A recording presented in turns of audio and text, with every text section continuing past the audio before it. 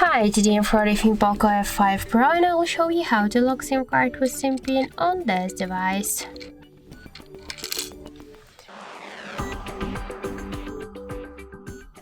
So open first the settings application and then scroll down to the password and security. Then click the privacy section, scroll down and tap the more security settings. Here you'll see SIM lock section, just tap on it, and to lock your SIM card with the PIN code you should click once on the switcher. Now we should enter the PIN code. For example, in my case this will be from 1 to 4. Tap to OK and that's it, we just successfully locked our SIM card with the same PIN code. So that's it, thank you for watching, and if you find this video helpful, leave thumbs up and subscribe our channel.